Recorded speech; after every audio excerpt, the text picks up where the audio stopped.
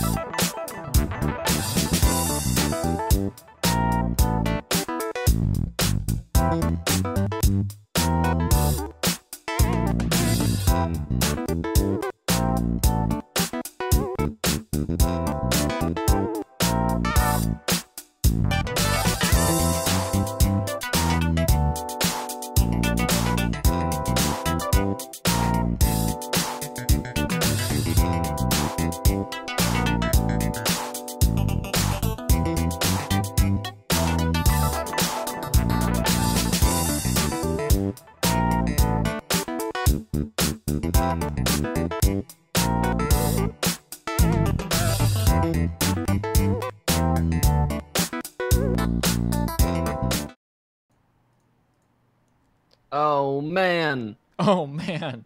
Oh shoot! I was still typing when you said that. It's too bad. We're live now. People can see us. I've verified that the audio is working. You're verified?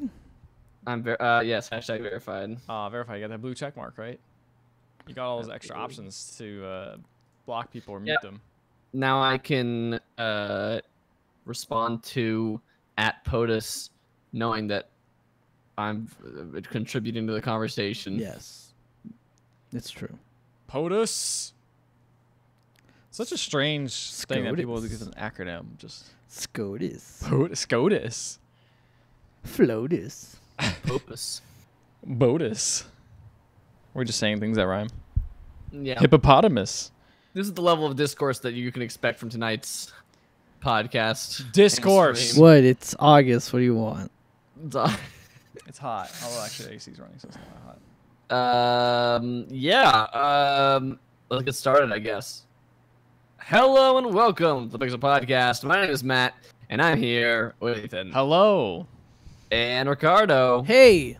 Coming at you live from Ethan's new digs. My new digs. They're messy. I'm covering up. There's just this entire left side of the room is just boxes. I think that's why he's decided to. You can't see this if you're listening to the audio version, but he's just blinded the entire screen in just this white light. It is like I don't have my other light set up. It's so like It's like watching J.J. Abrams' Star Trek movie. Got that. Where it's just like there's just light, like white light, just white shirt, white guy. Yeah, it's about as white as you can get. Indeed. Sounds good. Sounds like something I want to watch. Yeah, I mean the whole house is a disarray right now. I told Ricardo to go use the bathroom downstairs because I was working on trying to fix the bathroom upstairs. Yeah, and you didn't actually elaborate on that. So I'm trying to. You don't have to. But no, that's fine. I'm trying to install my fancy bidet, but here's the problem: is for some reason, this is literally the only time I've seen this happen. Whoever put the toilet seat on decided to install, like, you ever taken off a toilet seat before? No. Okay. No. Well, and when you do is you flip open the little flappies on the toilet seat, and there's little screws. Oh on yes, it, and yeah. then you grab the back, and you grab the nuts on the back, and you use like a screwdriver to unscrew it. Well, on the top, there's no screwdriver part. It's just flat. It's like you can't get into this, and so you can just grab the nut at the bottom and just rotate it. This is like the iPhone of toilet seats. Yeah, it's like unrepairable. So I'm just gonna break it and then buy a new one. Because this is stupid.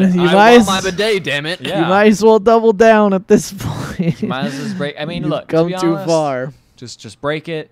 I mean, toilet seats are like $10. Like they're super cheap, so whatever. I'm just gonna break it. It'll come with completely new parts that actually nice work. Fancy one though, and like a heated toilet seat. That's true. And a bidet is priceless. Yeah, you can't toilet put seat $10. Bidet priceless. Bidet priceless. Can't comfort that a bidet brings. Is your room bigger or smaller than your last room?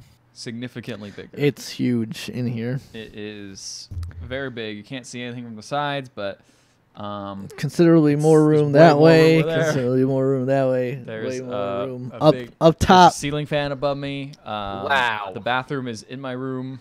We could. Oh, you got the master bedroom? Yes. It's quite large. It's very nice. How was the bedroom split? How did you guys decide on this arrangement? Like, what was the details we got? I mean, I was gonna say now we're just straight up going into politics Look, of. I got the master bedroom. Everyone else didn't.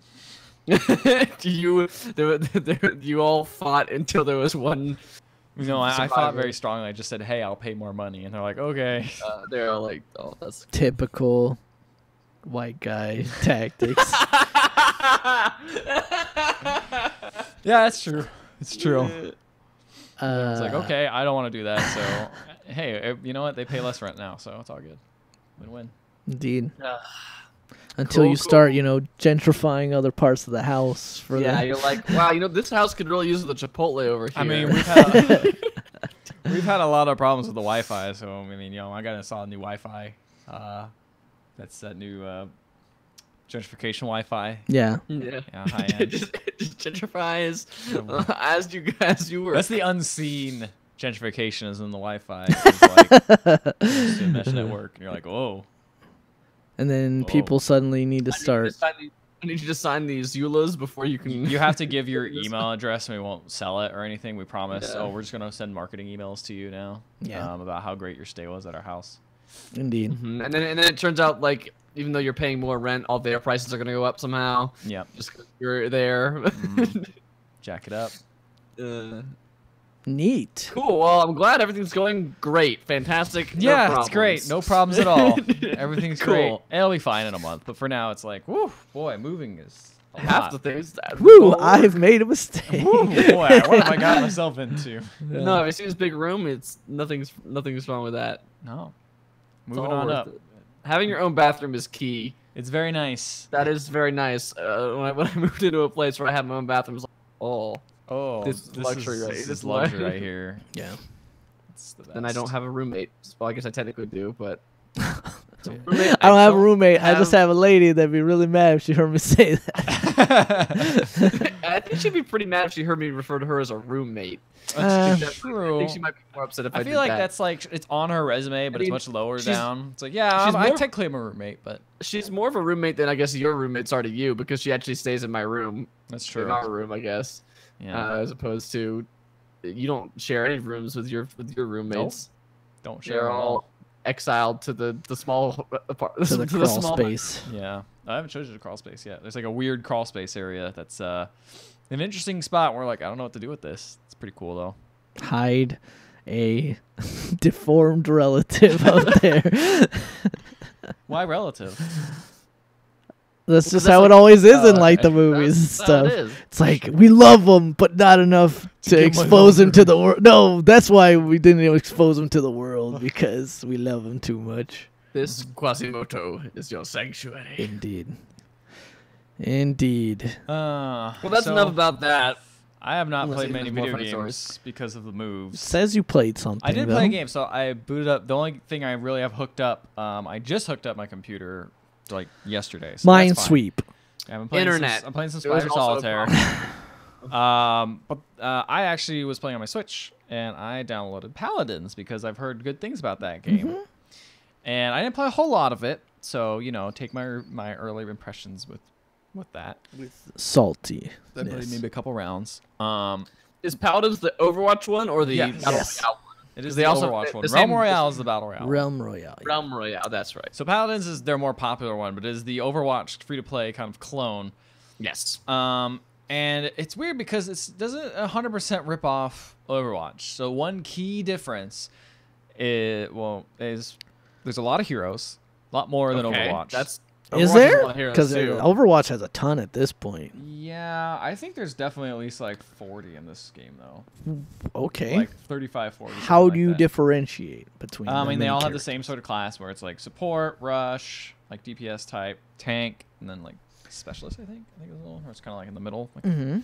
Yeah, Overwatch has like 20 something heroes right now. Yeah, 20 there's a something. lot. There's like a lot. That was the first thing I looked at. I'm like, oh, there's a lot here. Here's the other thing: is once you start the game, you're locked into that character for the whole game. Oh, So, so that you have changes to. it completely. So Yeah, I you was have to gonna have say. good game comp. So it So kind of makes this it. is pulling a lot more from MOBAs. I was say it's a little bit more MOBA-esque, even though there are no creeps or anything. And it plays similar Sure. to Overwatch, where it's like you have a payload. Why don't you push the payload? That's it. You also have like there's also team deathmatch, and I think there might be some other modes, but I haven't seen them too much. But Is there no capture point? I didn't see it. But then again, I was gonna I say you haven't only played that played a much. couple of matches. Though. But I don't know. It seems pretty cool. I think I was surprised by how robust it is, and they have that thing where it's like, hey, you get all the characters and all characters going forward, which is something High-Res does a lot. I think they did this with Smite. They did with Smite. If you just buy this like patch, you know, a certain amount of money. Yeah. I don't know how much it is. I think Smite's was like 20 or 30, and it's like you get every god in the game and every god going forward. Yeah. So if you have the money, it's probably best to do that. Which kind of makes it weird because I don't know what you do with the free-to-play currency because everything else seems to cost skins. But I don't know. Skins? Money, real money. Like all the skins cost real money. That's what I meant to say. Yeah. But you know, I might play a little bit more into it. But I feel like if I don't have enough friends to play with it, I kind of will probably fall off. But also the thing that's cool is it runs really good on Switch. Unlike most other games I played on Switch, like Fortnite, which kind of lags when you get into the action. This game runs really smooth the whole time. Every time I play with the Switch though, I come down to like any sort of like shooter, I'm just like, man, this thing controls like ass. Like the controls are just like I just only have Joy-Cons. It just controls very clunky. Like it's not a good experience. Yeah, I mean, I had only limited like exposure to the Joy-Cons and stuff until we tried playing Pocket. Well, I mean, we didn't try it. We actually succeeded when we played Pocket Rumble 2 weeks ago, and that's not a great feeling stick on that. It's not that great. Which one did you have? Did you have the one with the stick in the middle? I don't think it matters. Both the sticks feel the same. I don't. Well, they think do, but so. it's even more. No, I think I had the left one. I think I had the left. Yeah, give me the nicer one. Yeah, it's just always that. It's just a little bit too. I don't know. It's not quite a full. It's not that resistance. Right, it's a little bit too flowy, which kind of makes it hard to do any kind of precision aiming, which just sucks because like these Joy-Cons aren't cheap; they're like $80. And it also just feels like I think that like the boundaries of like where the stick goes like end sooner than I'm expecting. Yeah, I agree with like that. normally, I feel like when I have a stick, like I can push it to a pretty decent like range, but with this, you're like make them slightly fatter. You know, the analogs just and that would probably fix my one complaint. Maybe like a. I mean, honestly, with not having that. I mean, honestly, I would just say it sounds like you need a pro controller. Just cheaper than here's the thing: 2 Joy-Cons anyway. So here's the thing: I was actually looking at 8-Bit Dough, who made that one controller you have. They make a bunch of third-party stuff. But one thing they have that went on sale on Amazon, I didn't know existed, and it has great reviews. So I'm really curious to try it. But it is a Bluetooth adapter for the Switch that you plug in.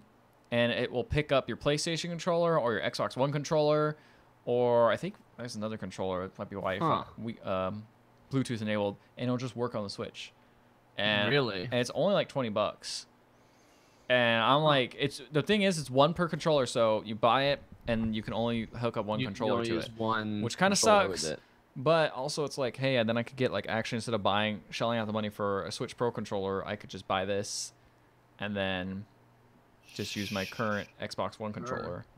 It could be a little bit more janky than maybe it might be. The nice thing about the Pro controller is how easily it connects to everything. Because I'll tell you one thing about that 8-bit Dough controller that I got is that the pairing process for it is just a pain in the ass. And you have to do it every single time you turn the Switch on and off. I mean, this is a different thing though. Like this is meant, you know, it's plugs in USB to the thing and then creates wireless. And I've seen the other controllers on there, and I've read some reviews that have bad connection. It's just kind of like what you're doing, where it's like a pain to pair.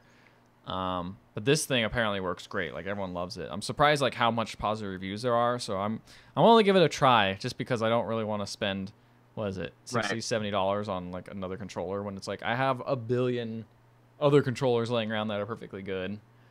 Yeah. So I'm gonna give that a go, and maybe I'll. But it just seems weird because it's like if I buy this controller, like the cool thing about the Switch is it's portable, right? Yeah. And now it's like, oh, and I have this big controller here that's kind of bulky. Yeah. Kind of, I don't know. It doesn't. It feels like it kind of goes against the spirit of the Switch, but I don't know. I mean, you want to play it the way you want to play it the way you want to play it. Yeah, it's like why wouldn't I play Paladins on PC then or something? You know, obviously it will look better. I don't know, whatever. That's my own issue. It's my own issue. Indeed. It is your own issue. But maybe I could just say, hey, I'll keep it in the dock, and when I play it docked, I get this nice controller. When I pull it out, I'll just use the crappy ones. Yeah. That's all I played. But Ricardo, you've been playing some stuff. I have been playing some stuff. Interesting. So, obviously we went to Evo at the beginning of this month, and I've been on a real fighting game kick. And a game I picked up because it was recently on sale, both the light version and the standard version, was Fighting EX Layer, which is... a terrible name. Yes, a terrible name for a pretty fun game. Okay, well, you know, don't just write its book. So the story for Fighting EX Layer is an odd one. This is developed by Eureka. Skull Mania. Exactly. That's which the story. Created a... Their first fighting game was a game called Fighting Layer. That's why I think they got the again, still a terrible name, but yeah, it's still not a good name. And then they actually partnered up with Capcom to develop the Street Fighter EX series, which was a series that utilized Street Fighter characters like Ryu, Ken, Guile, Chun-Li, and Bison, but then also had a cast of Eureka in-house characters like Skullomania and Cracker Jack, Pullum Pernum, I guess Alan Snyder, Darun Meister, like a very like only 90s kids will remember like cast of characters.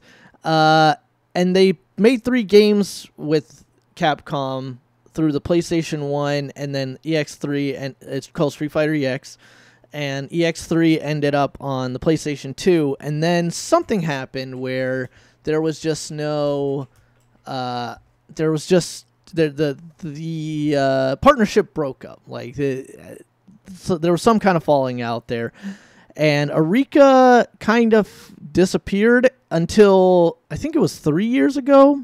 There was an April Fool's joke that came out that's like, hey, look at this, look at these Street Fighter EX characters in this fighting game. Isn't that cool? It's a joke. But like it got such a positive reaction that Eureka was like, maybe we should actually try to make this game. And so it finally came out after, I think, about 3 years after that April Fool's joke. And it is just like the little fighting game that could. It's a tiny team making this game. And they've actually managed to, at this point, upon its initial release, the game was very bare bones, like Street Fighter 5. There was no like real way to play single player. Like there was some kind of survival mode that you could play, but that was about it. But now the game has an arcade mode and some other offline modes that you can play through, and then it has an online mode. And the unique thing about this game is the way it plays, because it does not play like any kind of fighting game I've played recently. It looks in a lot of ways like a traditional 2D fighter. Yeah, I've seen it, and I thought it was more like a it looks like a traditional 2D fighter, and it like you'll be able to do very similar things like other 2D fighters, but where it kind of differentiates itself is just how goofy and almost broken the fighting system is. Okay. So for example, like when you do dashes, your character like will slide forward after the dash. So like, and then you can slide into like a 3-hit combo into a sweep. You can combo supers into supers. So for example, as Darun Meister, I might do a jab into his lariat like super, and then cancel that into his launcher super, and then as the guy comes down, super him again and just burn all 3 bars on like this super, like in a really dumb like fashion. And you can totally do that with other characters. Like if you think it might work, it could probably work with the games, with the way the game says. So it doesn't feel like it's very interested in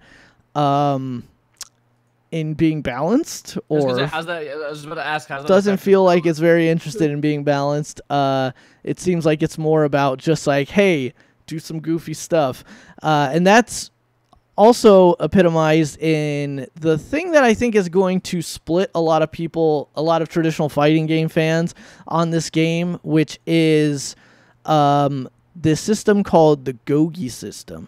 So if you remember, I don't know if you guys remember when Street Fighter versus first Tekken came out, excuse me, Street Fighter Cross Tekken, I should say, Yeah. came out, they had a gem system. I've heard about this. In which you would select a certain number of gems before each fight, and depending on conditions you met in the match, they would activate. And these could be buffs to different, like either buffs to your attack, buffs to your defense, more super meter, etc. But the problem with that system always was that it was, one, you could, like, some of those were pre-order bonuses and behind a paywall, so and those apparently were that's always fun. The best ones that everyone would pick. So there was no actual real variety surrounding that. And although people who stuck with the game apparently said the game was really good, it's like the kind of bad word of mouth of that sort of shut Street Fighter Cross Tekken down kind of early. And in Fighting EX Layer, you have the Gogi system, which is this list of decks of abilities that you can take into, again, they're preset decks, so like they will all have different sets of abilities, and several of them share the same kind of abilities. But the difference is that they go really nutty with some of these decks. So for example, there's a deck called, it might be in a couple. There's a Shinobi deck in which, at a certain point in the game, if you stop moving for X amount of times, if you have this gem activated, this ability activated, you just disappear. You disappear and you don't reappear until you attack. So it makes like the other player can't see that character at all. Can't see them at all until they attack. So it becomes like a really weird, goofy element. There's one that if you lose a round, the ability activates and you get super armor, but not just like 1 or 2 hits of super armor. You can tank like full supers with this super armor to the point where like people can basically just throw you or sweep you, and that's it. Like you take damage, but you can just. I see you play this game against like Ethan or Vince or something like that. But you can just tank it, and then there's like another one where it's like now your jump is just full screen.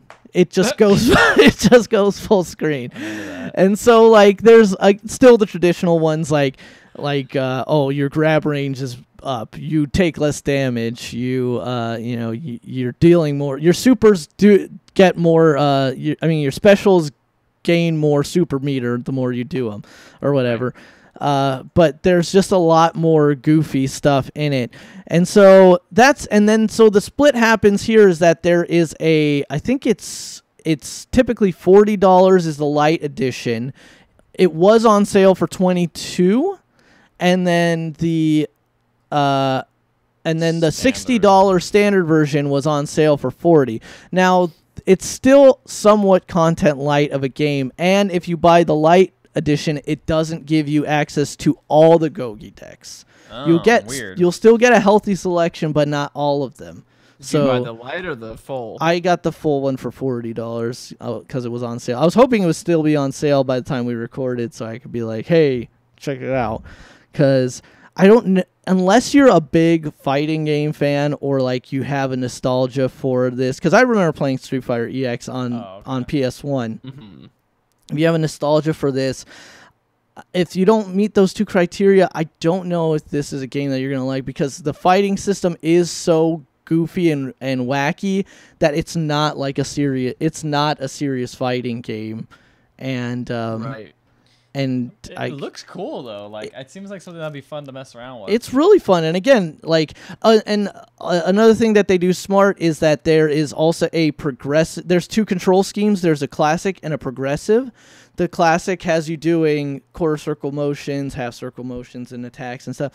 The progressive one is straight up pocket rumble style of like a direction and a button, or nice. Maybe 2 directions or a diagonal direction and a button. So like for example, I'm playing like Darun Meister, and to do a command grab that would normally do a full circle and punch, it's just up and punch. So it's like so it's pretty it's goofy and it's fun. I like the goofiness of it. Like I feel like there's not enough of those kind of like you have those wacky fighters that no one takes seriously in like Smash Brothers, but as far as like actual like fighting games, I feel like everyone's always like, this is esports, it's gonna be balanced, we're gonna see the Evo. This one's just like, Again, I knew having fun. We're gonna have fun. I knew it was fun when like again I was in training and I just had 3 meters of bar and I was like, I wonder if I could do this dumb stupid like chain, and then I did light punch, medium punch into super, canceled the super into a launcher. He came down and I launched him again in the same combo, and then I did an anti-air grab to throw him across the screen, and I was like, this game is great. This game is cool. Yeah, there's so many times like Street Fighter 5 where I'm like, why can't I juggle that person? Or why or like why was there like there was like a frame off of that? Yeah. And this one it's like, just fucking go. Just fucking beat the shit out of each other. That so sounds really fun. It's fun. It's a fun game. I'm hoping right now the online is solid when I can get a match. I feel like maybe there's just not that many people playing right now. So niche. like it's a pretty niche game. So the matches have been few and I was poking around the Metacritic just to see kind of like what the temperature was, and there's like almost no reviews on it, which is unfortunate because it seems like a really cool game, but I think it's just one of those like super niche games. I think it's just like very niche. It's a tiny team. Like the if you've been on the Twitter account for it, it's like in language most of the time. Oh, wow. And like the description of it is like, do not DM us. We will DM you if you have issue or something like that. So it's probably like some guy in the office that they're just like, You're running this. You're running social media now. I'm also doing the net code. Fuck it. Too bad. Do it both. Yeah. It's a startup around so here. yeah, and they also were like, if the game doesn't sell well, we're just not gonna make more characters. But they actually announced at Evo. That was an announcement that we didn't say. But Terry Bogard from King of Fighters, he's in there. He's gonna be in there. So that's Terry Bogard getting around recently. He is. He's a woman. He's in Fighting EX Layer. I mean, I guess that's it. He's still in King of Fighters. I wish they would make a nice... I think the thing that's missing is there's like no good free-to-play fighting games. Yeah, I mean, the last one was probably... Rising Thunder was like the last one. Rising Thunder. And I guess, like, I think...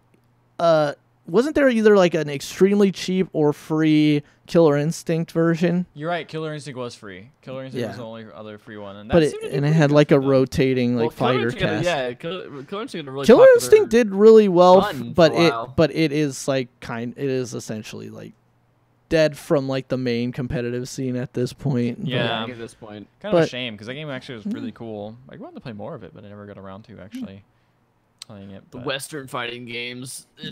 Yeah, exactly. Not as good as NetherRealm Studios. Yeah, exactly.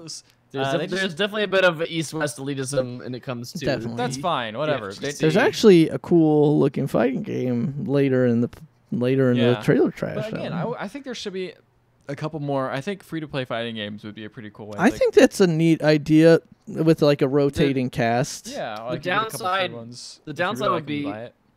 I mean, like, what do you do? Do you unlock? Do you buy characters to unlock them or something like that? Yeah, you either buy like a founders pack that has all the characters in it, or like the downside start sort of thing where it's like you get. It's almost like how League of Legends does it, where you get like a rotating cast of characters you can try. And if you like one a lot, you can buy it with like in-game currency you earn. But doesn't League of Legends get criticism for some or it could be like Smite, where it's like, these two characters you will always have. It's free to play, and those two characters will always be available. And then there's like a rotating other, like again, it's a fighting game, so it can't be like a ton. There's like 2 other ones that rotate, and if you want, you can buy in right now, or you can buy in piecemeal. Try them all in training mode or whatever. Yeah, and then you can buy them all. Kind of almost like how Street Fighter does it. But you have to pay for it. Yeah, and also it took Street Fighter a long time to even seem like it was a game, even after you've already paid $60 for it.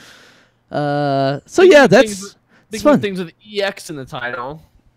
Ricardo's also been playing No Man's Sky next. I mean, I guess that's what it's called. That's what they're all calling it, but it's so yeah, I actually had booted this up for about 30 minutes before we went to Evo, and then was like, that's No Man's Sky. and then booted up and played maybe like 3 more hours of it this past week. Did you start a new game or did you? Yeah, I start a brand new game. Okay. I start a brand new game and 3 hours, and I actually played 3 hours with our friend and my cousin Jorge also, and the game is a lot better. The game plays a lot better and conveys its messaging a lot better. I like the customization options of yourself. I think it does a better job of like introducing interesting stuff to do in a world to you. I'm sensing there's a but I just don't think still don't think it's that fun to play. Like it's definitely. It was something that I was a little let down by. Is I feel like the co-op is not as fun as I imagined it would be. I was gonna say, like, I was playing the single player a lot, and I'm just like, I don't really want to play the co-op part of this game because it seems like you're almost doing 2 separate things, but you can just see each other and you're like, hey, what's up? Yeah, or it's like, that's kind of what it is. Come with me while I go mine this thing. You can also mine some of it if you want. I mean, maybe I feel like it really might take off when you get deep into like the base building stuff. Yeah. But it's like I don't know if I really even want to care or want to do that. That's what I want to do. I want to do the base building. It introduced that, and like I had decent fun, like being like, here's my little wooden box, and I put a flag on top of it. It's cool. Yeah. But it's like. Yeah, the thing for me was definitely like, I feel like I should probably just play in like the creative mode. But I wish there was like an in between, because like the thing that I find really fun is flying around, seeing cool planets, being like, wow, this planet looks amazing. Look at that weird animal over there with a weird ass. This game has generated this animal with like a butt on its face. It's hilarious. And if you're playing with Jorge, he got essentially a grenade launcher weapon, and then he would just blow up the animals for okay. Anyway, the thing for me is like exploring and taking pictures and doing stuff like that. But then like the gameplay is like, well, this planet's toxic, and also you gotta find 20 carbon before you can fuel your thing. You actually gotta build a fuel cell container before, then you gotta put that in the ship, and then you gotta go to the space station and buy a thing. And you don't have any money right now, so you better build. That's the next thing I was gonna say. Is that like, that's not fun to me. And also, but the bummer is like I should probably just play in creative mode. But the bummer is I feel like if I play in creative mode, I'm gonna get bored after a couple hours, because it's like without anything to like I don't mind gates. I don't mind like having to do things to get stuff, but you have to do so much. You have to farm so much. It's so much grinding. That was I was gonna say that's the next part I was gonna say, is that I feel like my biggest issue with this game is that there is just when you play a game like Minecraft, you have to manage your hunger. And that's, I mean, and then you have to get resources to build whatever you want to build, but like that's kind of it. In this game, you have to manage your containment suit, and it takes different stuff depending on what's wrong with it. You have to manage your health. You have to manage the fuel. You have to manage life support. You have to manage the fuel of your spaceship. Not just the fuel to launch, but also the fuel to go into hyperspeed. And it's just like there's just so many things you have to keep track of and make sure. And it's always so small. And it even with the improvements they made to make it bigger. And it continually goes into that place where it's like, okay, let's go do this. Oh wait, I have to get this first. Okay, let's go do this. And I feel like, I think that's part of the problem with the co-op for me is like by myself, I'm like, oh, I kind of don't mind that. I think I think it's kind of fun of like, oh, okay, well, I have to do this thing. Well, it kind of makes the reward of like when you finally take off this planet like way cooler, you know? Like kind of like, oh, I worked for it. But then you just feel like you're holding someone back. Yeah. That's what I felt like it would happen, is because it'd be like this other person would be like, oh, cool, I got all this stuff. I'm going to go take off now. You're like, okay. Yeah, you want to do, you want to go do this? Carbon. Yeah, let's go do this. Oh, shit, I don't have hyperspeed fuel, so we have to grind this out real quick. And you just feel like you're holding someone back, while single player, you're just kind of like chilling out. And I know it gets easier as you go on, because after a while, I mean, I've heard after several hours, after several hours, you get. Once you get the freighter, it's like, whoo, boy, stuff. You just get money all over the place. It's great. But like that, like. I don't know. Like I just like flying around by myself, taking pictures. That's what I really like about this game. You can still do that. I could do that. I'm sure. I don't know, Yeah. Maybe I don't know. I don't. The problem is I'm not sure. I don't think I can flip the difficulty over to creative mode after I've already started. I guess I have to start again. That's so. It has its moments. Like there was actually a moment where me and Jorge launched off of the space station, and then there was a ship that was being fired upon by like a million I guess they were Korvax ships, and it was just like from all directions, just like lasers going. So like me and Jorge were like, let's shoot that guy too. Like let's just help them kill this guy. And then I accidentally shot a Korvax ship, and then they all wanted to chase us. Oh, no. So basically, they chased us through the entire system. Like I tried to go through like an asteroid belt so I could lose them. They didn't lose. So eventually, like when there was only like 2 left chasing me and Jorge had to like turn and dogfight these 2 like Korvax ships in my like shitty starting ship, nice. And his like ship that he found that he's only repaired like half of it or whatever, and we had to shoot these guys down. And then once we did that, it's like Korvax status irritated or something like that. And I'm like, ah, shit. Well, I don't know. I guess that's fine. I don't care I that guess much. as I've gotten a little farther and farther in the game, I've kind of seemed to enjoy it more as I'm kind of finding all the little knickknacks you can do to kind of improve. Again, that's what I've heard. Yeah, stuff that happens. Like, like what's this thing do? Oh, that's cool. It can like teleport you across the galaxy. You can build like warp gates, so you can always come back to different things.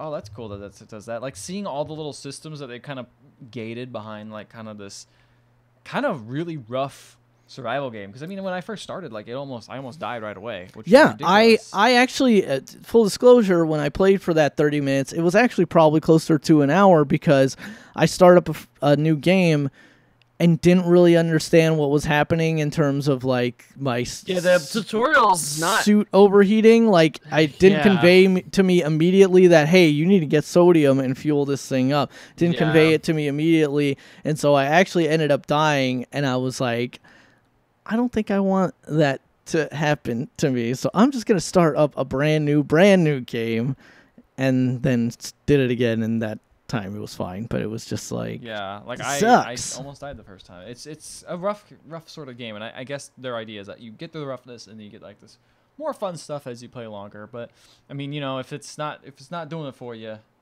I don't know if these little things will change, but I feel like maybe if you play by yourself, you might. Yeah, I might want to jump on it again by myself. Like grab a beer. Like it's fun. Like play, it's just chill out. The co-op was fun enough, but it is just like a thing where it's like I think the goal of me playing it would be to like decompress. Like I've been playing these stressful fighting games. Exactly, and that's what I did. I got sucked in because I was just like, I just need to chill out.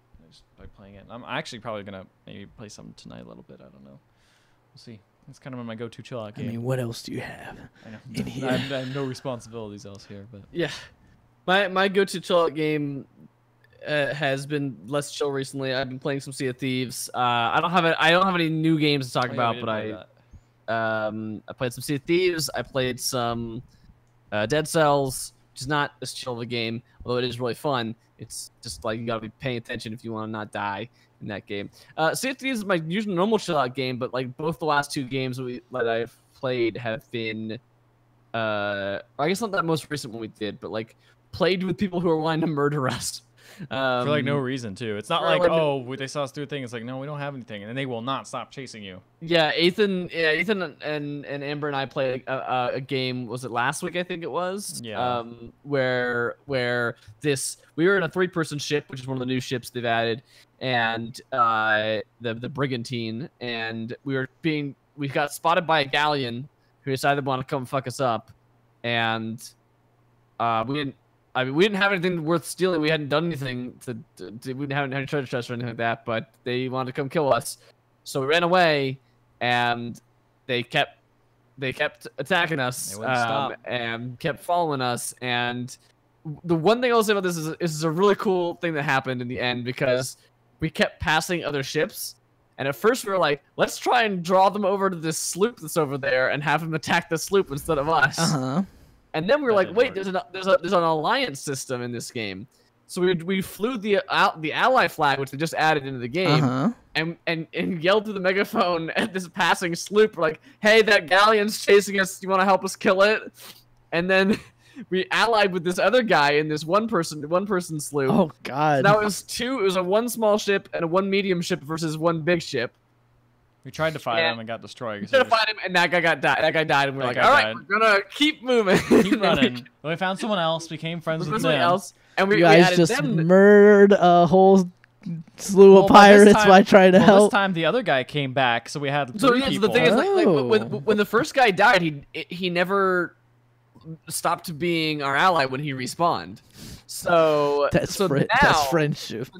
So now we had another brigantine, which is one of our size, a 3-person ship, this sloop, and us versus this galleon that was still chasing us. This has been like 30-40 minutes at this point of this galleon chasing us, and so we all turned around and started attacking this galleon, and it started running away. And then it was like 20 minutes. And it was like 20 minutes of. And then he shouted to a guy through the megaphone to a guy in a sloop and was like, "Hey, help me!" No, they're very experienced. So what they did is they were very good players. They were like running us into the edge of the map, which at the edge of the map, if you stay in that section too long, your ship starts to get. Your ship just blows up basically. So they went to it for a little bit, and we chased them. And then we were like, "Oh no, the sea has turned." And also, it's like very scary. It is up there with the Sonic drowning music of like most tense game sound effects. Yeah, it's definitely up there. Like the sea turns red, the sky turns red, and this like haunting like imagine in a horror movie when the violin is like yeah, like that, but it never stops. There's never a moment where it like breaks. It just keeps climbing and climbing and climbing, and then the ship just starts falling apart. And so we're in this Red Sea, like the other two sloops or the sloop and the brigantine that are on our side are like shooting across from us, and then we roll up right on this ship as it's bailing out water because we throw a couple cannonballs into it. I just jump on the ship, start stabbing people. And then I saw them like trying to bail water out, and I was just like, these guys are screwed. They're gonna die. And then their ship sunk, and it was their ship sunk, and we got back out of the death zone, and all three of our guys were still alive, and it was just like, man, that was a cool thing we did. And then we're like, wow, we didn't make any money. We were totally like, yeah, make money, like that was a way that we just like. It was just a moral victory. But we did kill about an hour of doing nothing in the productivity of the game. Then Amber and I played a couple nights later, and there's a effing skull on one of those islands. You know, the ones that like are in the clouds, and like we're like, let's just try one of these. We've never done one before. And man, those suck. Those are bad. We did do one before, remember? Or we died? Well, we didn't do one. That somebody else had already done it right before we got there. Right, remember, we tried to kill them. This time, me and Amber killed like 7 waves of skeletons, and it would just not keep like. Yeah, I don't know how many. I don't know what the number is. I don't know what the number is, but there was just so many skeletons that they just kept coming. We died so many times, but we just respawned and kept going in there, and we were working them down like methodically and getting through all these waves. The last possible second, a brigantine with 3 ships shows up. Like after about 40 minutes of us doing this, oh no! Like they just show up, sink our ship immediately, and then kill us, and then we're both dead. And our ship is gone, and then they take the skulls and all the money from it.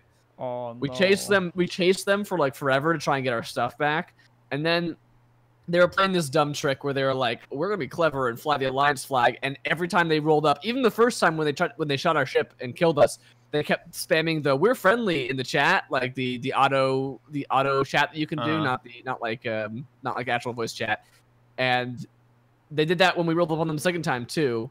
And so we just joined their alliance, and then they sold stuff, and we got some of the money for it. All right, okay. But then they realized we were doing that, and they shot, and then like we got off the boat for like a second, and they killed us both, broke the alliance, and then sold the rest of their stuff. And it was just like another hour and a half of time. I like that at the end though. You're like, join the alliance, we'll make some money off these guys. Yeah, we got something out of it. It wasn't nothing, but it definitely felt like a whole like.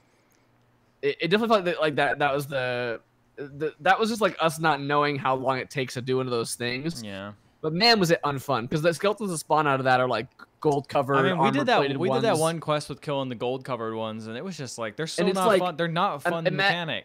imagine 4 waves of those dudes plus other skeletons in between each of those waves, different skeletons which are easier to kill, but still like 20 of them at a time, and So then like gold covered ones in between, and it's just gold covered ones it's are like bad. that. It's just not fun. They need to get rid of those. They need to do something more fun than just. You need to hit these guys in the back. At least give them a weakness, because like the back doesn't work all the time, because those ones that they had like really awkward spots where you couldn't hit them. So yeah, well, that was that. But I want to play the actual new DLC, which is like the Cursed Sails Pirate Fleet. So we should definitely try that out at some point before that ends like next week. So it'd be cool to we'll get on it for them. Well, that's all the games we've been playing.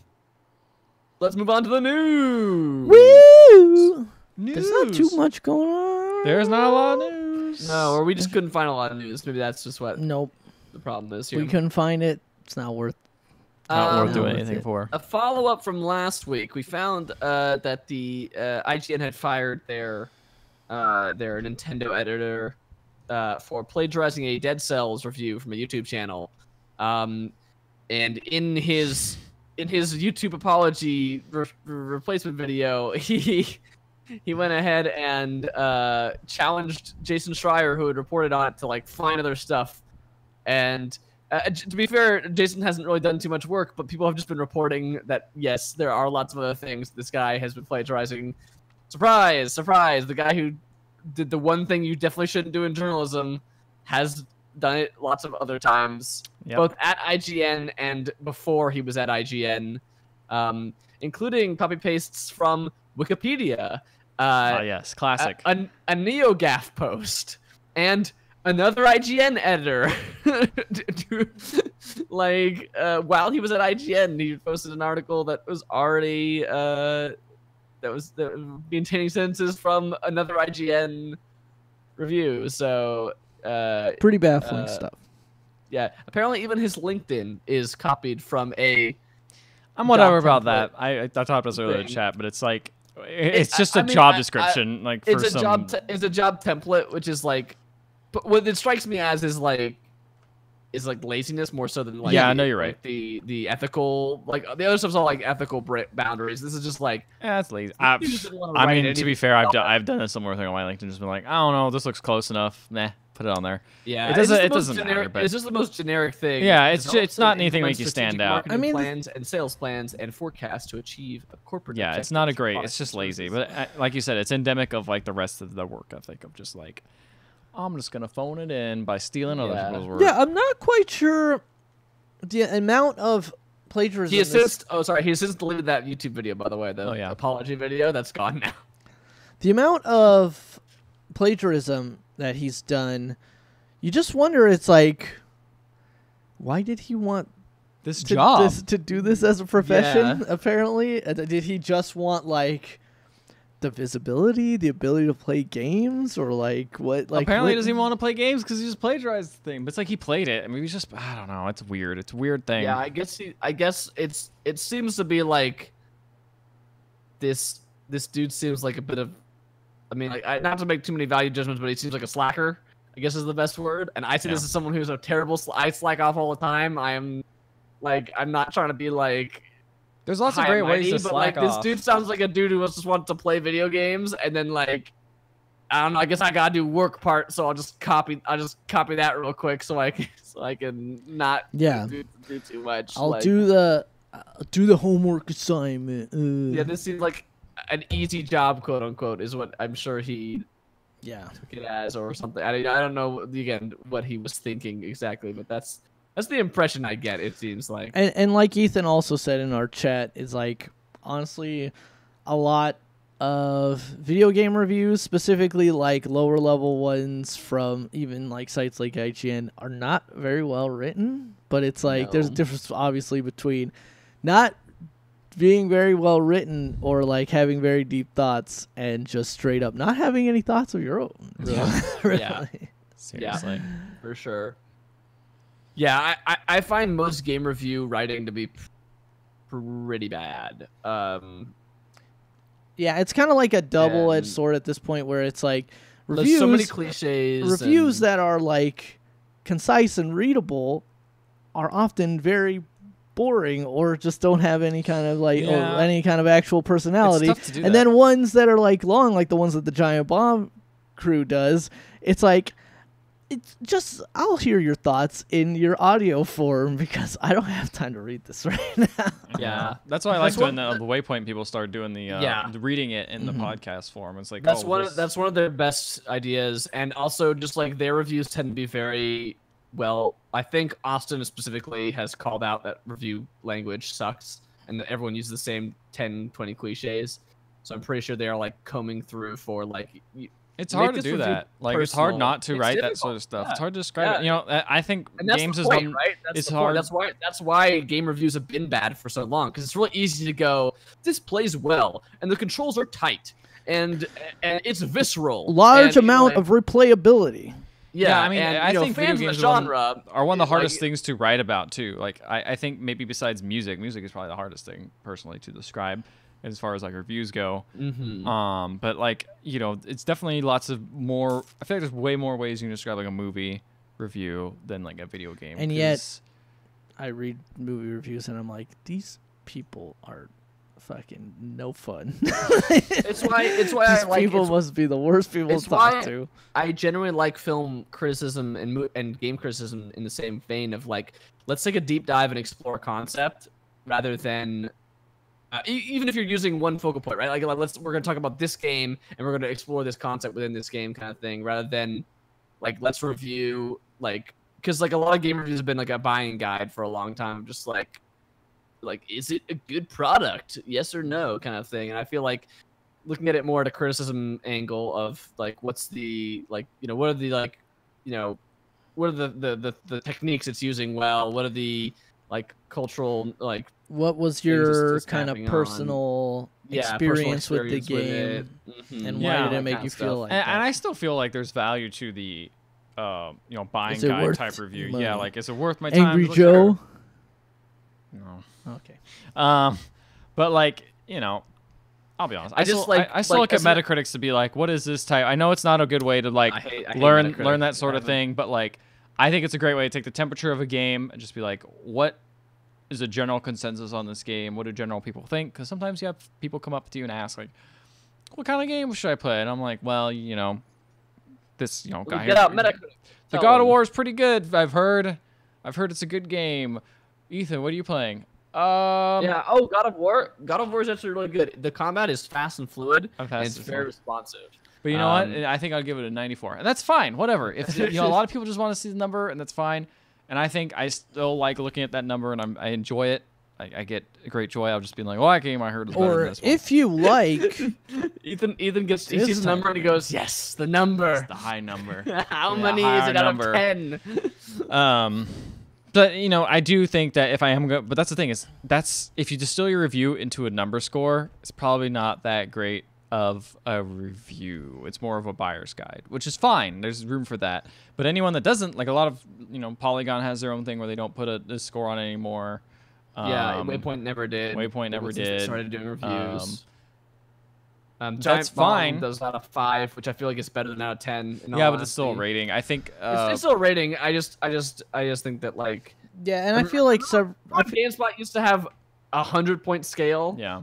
It's like this is a 6.7. It's like okay, yeah. and like, I think several of the Giant Bomb guys have come out and said like, we're not fans of that rating system, but at the same time, we can't really think of right now something to replace it. So like, yeah. I mean, I think that in the end, it basically just comes down to the reviewer's personal experience. I mean, all reviews are subjective by default, and it is just would this person who's writing this recommend this game, yes or no?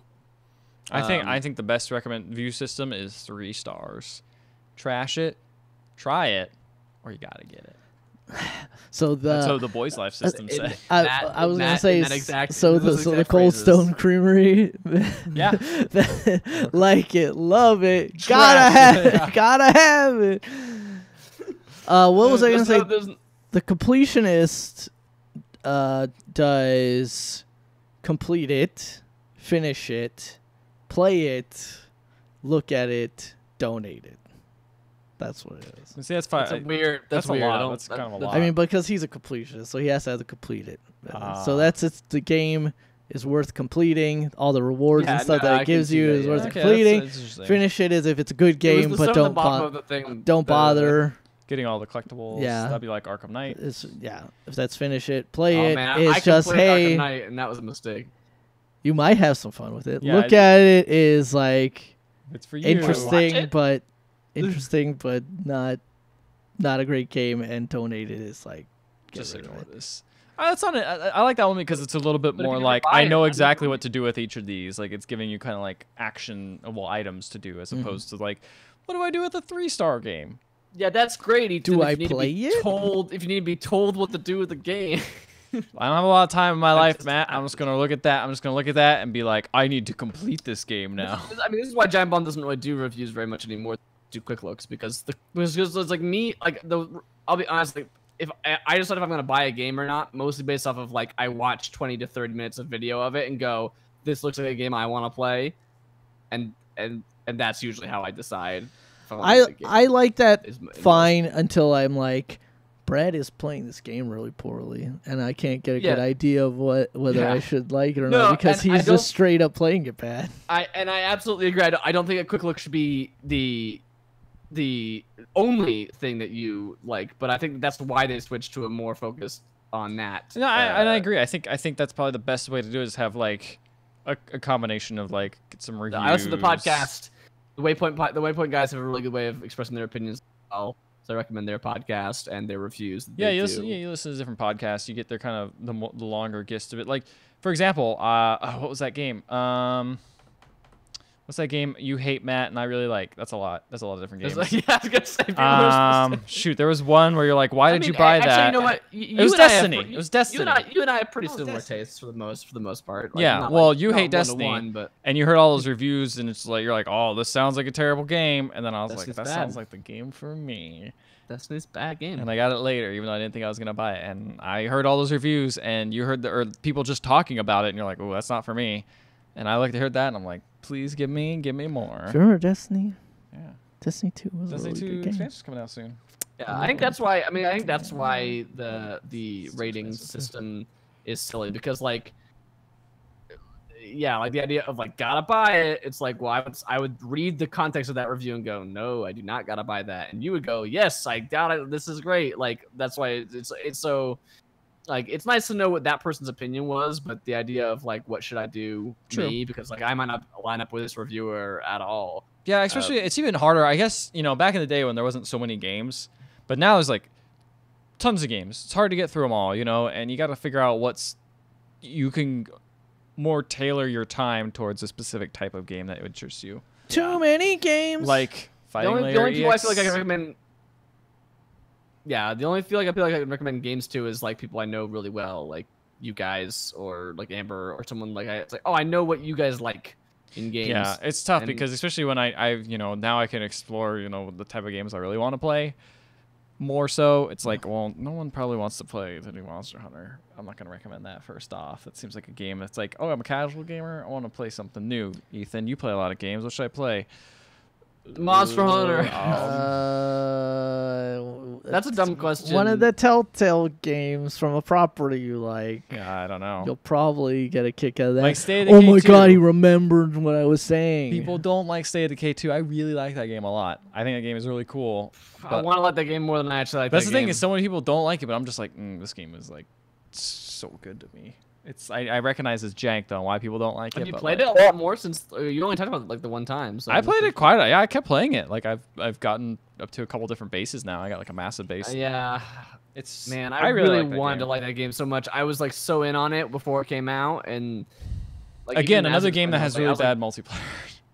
Yeah, that is again. I would have way more fun with that if I had decent multiplayer. Maybe I'll just join your game because I don't really care about my games. Maybe I'll just. Yeah, but I feel like that's half the fun is the base management stuff, and if you don't have that, for me, it's like I wouldn't. But that's me. Yeah. Anyway, that got into a long conversation that was not about what the original story was about, but that's cool. That was this guy sucks. Lindsay's put in chat. I think Monster Hunter is a good game for casual gamers, but I'm biased maybe, and I think Monster Hunter World certainly is better than most. I think Monster Hunter World is still extremely. I think when I picture like a casual console gamer, I think of someone who buys like the Madden, the Call of Duty. They might play the Battlefield. Maybe they'll play God of War because it's got super big budget behind it. Like they'll play like the big budget Western AAA games. Yeah, and yet again, Lindsay clarified here. Maybe not casual game, but not super experienced gamers. Yeah, I think that Monster Hunter does something. I think Monster Hunter does something unique in that it makes you feel accomplished even in the lower levels, because like even just taking out a Great Jagras or or a Tobi Kadachi, is pretty good. Like I think you can get a lot of enjoyment. I think you can get a lot of enjoyment out of Monster Hunter by playing it not that much, and by playing it for 100, 200 plus hours. That's true. Yeah. I think that's what makes it a good game. I think it's just someone who could that you needed, like, you can't just suggest that game to people without letting them know like what it entails. Like, oh yeah, the combat's super deliberate. You know, it's a third-person game. There's a lot of like inventory management type stuff. Just let you know, it's not just the Call of Duty where you go in and you jump into a game and you just shoot some dudes and have a good time. Which is again why I would suggest, like, if I was talking about games for people that are either just getting into it or whatever, I would suggest either a smaller or lighter experience like a Telltale game, or even like even like a Bastion, or like a Pyre, like some game like that that's a more concentrated insular experience. Journey. Where you do Journey is another one too. Absolutely. I think it just depends on what other games they've liked in the past. Because absolutely, that is also tough. If someone plays Madden and Call of Duty, then I would not suggest off the bat at least. I would not suggest they might like Pyre. That's sportsy. No, I'm talking about I would not suggest Monster Hunter, right? Oh yes. Yeah. But I have games. I have friends who don't play many. Like that's not like exclusively what people. It's so hard to define. That's why I don't like using the term gamer to define people, or even casual, because like. But you are a gamer. Because I have friends who don't play very many video games, right? And I wouldn't call them people who are super invested, but they like Dark Souls. They like Skyrim. And maybe they would like Monster Hunter, right? That could be a line That's true. That I could see the line there from those games to a Monster Hunter. They like right? sword and sorcery. Yeah, and Dark Souls has a very deliberate combat. It has a slower pace. It has inventory management, right? So like I could see them, even though they have an Xbox and only played like those 4 games, Fallout, Skyrim, Dark Souls. It's like, okay, the line from that to Monster Hunter is much closer than Call of Duty to Monster Hunter. You're right. You're right about that. That game, I would go, you should play Overwatch. Although, yeah, that's true. If you play Call of Duty, then I say Overwatch. Although I believe there was a weird contingent of Destiny 2 players that jumped to Monster Hunter. Yeah. Because of a similar but that's also got similar loot lust grind experience. It's not a 1-to-1, but I don't think the Venn diagram has to be everybody overlapping with everything else. No, that's the thing. It's hard. Again, like my original point, circling back, is that like it's so hard to figure out what games like recommend for a certain person, because you have to look at like what games they played in the past. And it's not like a movie where you just sit down and be like, oh, I didn't like that kind of movie. That movie didn't work for me. It's like, oh no, this game you just spent $60 on and now you hate it because you just right from the start you're like, oh, I don't like RTS games. Now I know I don't like RTS games, even though Command and Conquer was like super popular back in the day. There's definitely tons of people who are like, this just isn't for me. Yeah. So and lots of people like lots of genres, so it's just like it's a hard thing to say of like someone who's never played an RPG before. But what if you recommend them RPG and they really do like RPGs? So then, now that is a valid thing. You know what I mean? But they don't know that. So yeah, it's just like anything else. It's kind of hard. You gotta just start people slow. It's like with board games. That's how I usually. Settlers of Catan. Start them with Settlers of Catan. You ease them in. You see how they like a role playing, like a trader mechanic game. You go one step further, like a trader mechanic. There you go. I'm thinking about the Resistance a lot for some reason recently. I have a new trader mechanic game that I just got as a gift, and we'll try it out. I've read the rules. It seems Ugtect, a very deep hardcore gaming Karunga. You like right next to your Agricola, your hardcore Euro Sims. Yes. Anyway, board games. Carcassonne. moving on. we're on a good tangent Sherlock there. Holmes, Consultant Detective. Great game, by the way. Oh, you finally played it? Yeah, I finally played it. It was really fun. Witness. I still want to try that Witness game. is so good. Oh, it is so good. Witness. What else? Witness stresses me out because it's like my one weakness. It's like I have to pay attention to what people are telling me. And remember. It's the remember And part. remember The remember part is like, oh no. Oh, but that made it so much fun. Being it's like, not like- okay, I whisper to Amber, Ricardo whispers to Amber, I whisper to Ethan, Ethan whispers to me. What did Ethan did? Ethan just said, I don't know, fuck it. Now I have nothing. That's all I have. That's all that he game told is me. good. We should bring that over. We should play that game. It again. broke down, and like, and maybe I run the game and you, Lindsay, Phelan, and Mike. Play Yeah. it.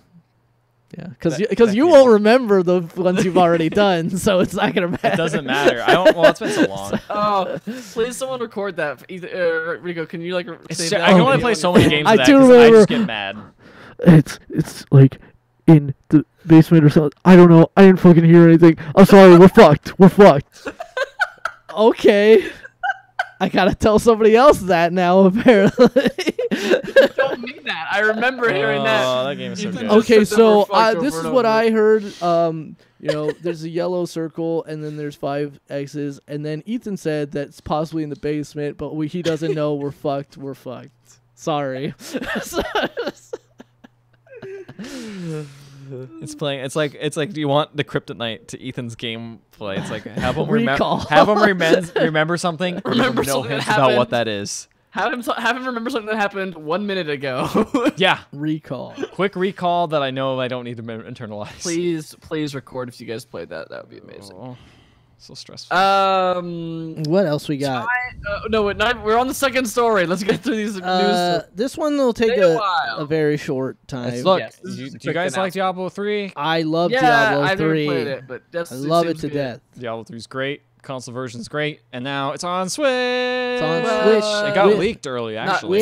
it's not on Switch. It's coming to It's coming Switch. to Switch. exclusive Nintendo items, themed items. Yeah, and the I ones that they showed Zelda. were Ganondorf-inspired cosmetic armor, which looked actually really cool. Yeah. It's another platform for Diablo. This kind of ties in that there was a recent report that there were actually multiple Diablo projects. I in bet the it's works. the next Diablo, and then they're also porting this one, which is kind of like the Ultimate Edition. I still think there's probably gonna be a mobile Diablo. You think there's gonna be a mobile think there's gonna Diablo? be a mobile Why do you think Diablo. that? Why? I guess, w- I guess why you're right. I'm wouldn't there looking be a at these mobile pictures Diablo? now, and I'm You- like, yeah, all right, this could work. Diablo, you just go, and he's dead.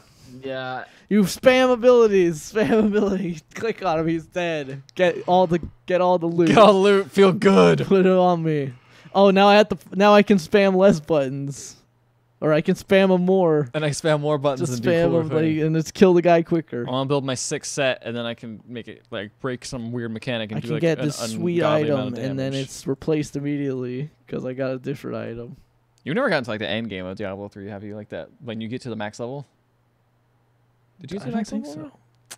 That's when the game turns into a weird, crazy, bizarre fest of like building sets that make your character do insane garbage. That This game's game great. looks like it might Diablo's be great. easy, able to port to mobile with how down. I don't know the if it'll graphics look be in this Diablo Switch 3. version. I'm just saying I think there will be a Diablo mobile game. You might be right. I think so. My gut says there's gonna be some sort of Diablo 4. I've been saying that for a while, and there's gonna be something. I don't know what they could do though. Like that's the thing is, I don't know what kind of like what they can do next. Because It in would a weird just- way, I feel like Diablo 3 is like Because they've already killed Diablo. He can't come back. yeah, he didn't come back in the last Diablo. 3 games. No, Well, and he they can't come back after that. They killed spoilers for I don't even know how old this game is at this point. They old, also like killed 2011, Deckard I think, or Cain. something. So what can you even do anymore? Deckard you Cain comes can't back stay as a while demon. and you can't listen. It's a prequel. The Trade Federation has invaded All right, the moving on. world of Sanctuary. to Uh, Time Splitters 4. wait, Speaking this- of games that have 4 in the number, Listen, the title. all the I title know is I'm number. saying Time Splitters IP has been bought By THQ Nordic, by THQ Nordic, who has just Oh, bought no. The game everything. company is making everything. and That's I just buying want everything, them I mean. to please make Time Splitters. I would take like a Time Splitters collection even. It's I didn't know this. Homefront: The Revolution included a playable version, Time Splitters 2, in the game. An entire version. I think the entire version. Let me click the Whoa. story. Let's go deeper. I didn't know that. That's cool. My secret gaming shame is I never played Time Splitters. Oh really? Time It's- Splitters is great. It's very Again, good. I don't know how it would be now. I don't liked really the. know I anything. thought the first one was good, but Isn't it like a cover shooter, like arcade shooter, like where you're just like? It's My very goodness, can we- arcadey. it's an It's very arcadey for golden. FPS. It's very GoldenEye-esque. Okay. It's very similar to GoldenEye. If I'd Yeah, say I'd like say- one I'd type, say it's got that sort of like weird feeling of like floating kind of. Well, yeah, shoot. and like your movements are very Fast. well, like and they're deliberate. Like it's not. It's a tough game to actually to describe. I remember liking the first one, but feeling like there were elements just by playing it solo and just by not really engaging with the big things about Time Splitters is like customizing levels and stuff like that. Not engaging with that too much, thinking it was better. But the second and the third one do a better job of actually like doing a basic story. like a basic story with fun themes and stuff. This looks like the entire. I'm looking at a little video. This looks like the entire Time Splitters 2 is in here. That's pretty cool, man. Ah, man, Yeah, that's good. I was gonna say that Now you silence gotta buy. gun. Now you gotta buy Homefront look- 2 just to play Time Splitters 2. I'm good. I'm yeah, good. you're right. Honestly, rewatching this, It's dated. it's Look at that. That's GoldenEye. It's The straight up health stuff's GoldenEye, GoldenEye. It's definitely a GoldenEye type game. But the cool thing about it is you can go all these different worlds and you can get like different like laser guns and go back to old times Could you with like split westerns. time? Yeah, Yeah. you travel through different time periods with different guns. Wow. It was great. Time Splitters 3 was, I think, probably Time Splitters 2 is the best one, but then Time Splitters 3 is also very I was good. gonna say I think I like Time Splitters 3 the best. Yeah, I think objectively 2 was like the biggest step, and then 3 was like, oh, this is a refined version. And then they announced a 4, and it never came. Those games are like really fun for me. Until now. Until now, Who maybe it'll knows? happen. Who knows? It's also weird though because that was back in the day when it was like really novel to have a console shooter. Be like, whoa, this is crazy. You could have like a console shooter that feels pretty good. Mhm. Yeah. Now it's like totally. they're all over the place, and so it's like, how does that game translate nowadays? Yeah, it's weird because now that the genre is so saturated, you forget there was a time on consoles where FPS wasn't really it was hard to a do. thing. It was like N64 had GoldenEye and Turok Perfect Dark. and Perfect Dark and like the Turok sequels, but that was kind of it. PlayStation 2 had a bit more, but it was still like yeah, it was like wasn't- Medal of Honor, like console versions of Medal of Honor, console versions of like Call of Duty, Black. Black.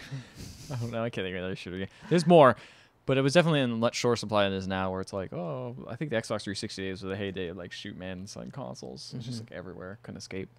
I mean, Call of Duty 2. No, yeah, Call of Duty 2 was the launch, the Xbox Yeah. 360 launch title. I want to say Man, I remember looking at that game and being like, this game is gorgeous. games will never look better. And then I looked at it recently, and I was like, this game's kind of ugly, and there's just not, honestly, that many guys on screen at a time. Yeah. And why can't I run? Or like Assassin's Creed 1 was definitely that. They showed off like you can move through the crowds, and it's like, Whoa. like he's like putting this. It's like That was like the welcome first time like people. next gen technology was like actually used, and it's like, whoa. Yeah. Or But now it's like, oh, okay, sure. what was it? The Dead Rising, the first Dead Rising. Also, Yeah. look how Ooh, many yes. zombies are on screen. Look at them all. And then you could take a picture of it and go, fantastic. Used to cover wars, you know. Yeah. Oh. Then you take a picture of ladies said, then you get bonus points. So it's like, this game is not Weird. This You game get is the PP, all the yeah. PP points. You know what else is erotic? Trailer trash. trailer trash direction. Get it done. All right. All right. That's a good segue, I think. Maybe not. These are out of order. Yep, this whole system's out of order. Now, and I So- don't know what the actual order is. So Well, we'll know once Whatever, they come. just We'll look- know when they come up. Maybe. yeah, but you guys are ahead of me on that. Because I'm You just watching gotta look at the the stream, so just look at the playlist. It's fine. It's the YouTube I- playlist. I didn't Go off that. open that. I didn't reopen that. Yeah. So Like first, the beginning's the same. It's okay. Gris, a reveal Gris. trailer, which is Grease. It's a weird name, by the way. I wanted to point that out. But It's a yeah, weird name, but this it game is looks a very sweet. pretty game. This game looks really cool. This seems like any graphic designer would be like, "Oh my god." Yes, Amber reacted basically that way when I showed this "Oh trailer. my god!" Because Oh not my only has it got God. like really pretty kind of like flat design, But the animation style. is just so smooth and Yeah, beautiful. I think that's what like, separates everything it. is a curve. Everything is a curved shape too. There's like no hard edges in this game at all. The trees are square, Okay, which you're is right. like okay, mostly which everything is interesting because that would normally be like a very organic shape and a very like rounded organic shape, and yet they're square. but What's the message it's trying to convey? Tell me. it's got sitting in some. the hand, and the hand Crumbles. crumbles. It's got a very much Big Journey vibes in this. It's 2D. Yeah, we mentioned. but like the way it's like a 2D journey. Big Journey. the way her the big sequel to journey Journey. energy. coat moves around. Also, she has no feet. Yeah, they're She's got just little like stick legs. points. Little Stick sticks. Also, arms. her hands, which kind of it looks fine, except in some cutscenes it weirds me out a little bit. But in the actual game, it but, looks like, great. oh, man, it looks amazing, and like the facial animation on the when it does the close-ups of her face and stuff like that looks really Yeah, awesome. it looks really looks beautiful. so I don't good. know exactly. I mean, it is almost Journey-ish in what they're showing in that it's only showing traversal and like Yeah, I think if this game has platforming. a bunch of mechanics, I'd be very surprised. I would imagine this game is like run from left to right. There'll be platforming, like jumping. Yeah, I think These if the most abilities gameplay it's sort of gonna be, might be like Limbo style, maybe even less. of, Yeah, like, there might be a puzzle that you have to do to get to the next area kind of Inside. thing. But there's yeah, some inside. there's the But big it just flesh hand. looks so beautiful. it's very pretty. And the colors are amazing. Yeah, just everything about it looks really cool. Style. like it. Style. All right, next up, we got that fighting game we were talking about. Yes.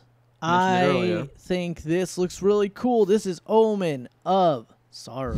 This So imagine Darkstalkers, but that it plays and has the look of the new Killer Instinct Killer game. Instinct. That is what Omen of Sorrow looks like because you've got like horror There weren't icon there weren't characters. as many boobs as Darkstalkers, I guess. Yeah, in this. definitely not. There's the moderate amount of boobs. the succubus character still- in there's this still is boobs. definitely doesn't have as many clothes as a lot of the other characters, but Wow. it's not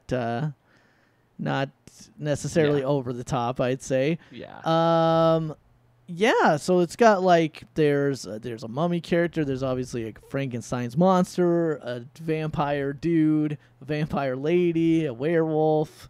It looks like a Mr. Hyde type character. It's Bane. Yeah, that's he's got basically just Venom. plays like Bane, it looks like.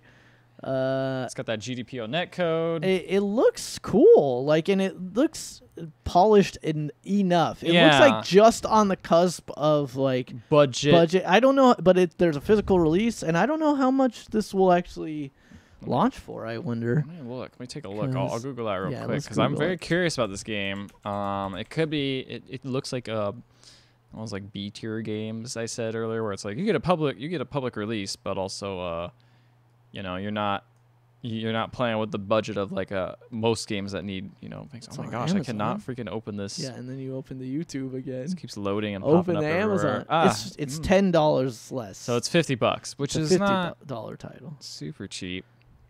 But it's also, I don't know. Well, it says that there's like fully Single player. fleshed out single player modes. I think it looks interesting. I I'll keep an eye on might this actually one. check this out, especially it comes out in November. That'll be some months away here That's a little while from now. for me to be like, I'm ready to Buy try another a new fighting game. The isn't the issue with like indie fighting games, right? Like the whole point of a fighting game is you need a big community around it, or not Yeah. big, but a community around Yes, it, right? So definitely. like it has to hit early, otherwise it Mhm. is Exactly. so to And speak. then even like if it is really popular right off the bat, like keeping that audience through like people discovering like BS things in the game, potential buffs and nerfs can drive people away from the game. right. And that all costs it money just- to support. And obviously it the just seems the bigger games are always going to drive like the community because that's what people are going to have tournaments for and Yeah, stuff. it's like it sucks because if you someone was mentioning that. I think it was Vince was mentioning this. At Evo, everyone played different games, Mm-hmm. so like no one could just come up and be like, "Hey, we're like the one year, the first year we all went to Evo, we all played Street Fighter, which was fun because it was like everyone was on, you know, kind of like practicing their same thing. But now it's a split. You know, some people playing Street Fighter, some people playing Dragon Ball, some Smash players, which is fine. But like it's definitely kind of dampens the mood when it's like, hey, let's just play a quick game of this, and it's like, well, I don't play that, so sorry, I don't really want to play that game because I'm not good at it. I think that's also another thing, though, that I think I have to, and I have to get over, and I think some people have to get over, is just the fact that it's like, you can be not good at the game and still play it and have fun, you know? I think Street Fighter is the exception. I think you can be not good at that game, and it is a problem, because that game is tough. It's unforgiving. It's tough. Even though they made it more accessible, it's still like... Whereas, like, DBFZ, you can still mash out auto combos if you really want to. And, like, even stuff like, it's not up on that tier, but Fighting EX Layer, hey, there's a progressive control scheme where, do you want to throw a fireball? You just hit forward and a punch button, and your fireball comes out. Just keep doing that, and your fireball comes out. Yeah. But, yeah. Got off on I'm curious this how game looks cool, though. I'm curious how accessible this game will be. Omen of Sorrow. I don't really like the name, but it's all right. It doesn't really strike the horror movie or even fighting game like mood. Honestly, I didn't expect the fighting game when I clicked on this, but fighting scary mans. We'll workshop that one. Scary Mans. Helping Hand. Okay, this is a funny trailer.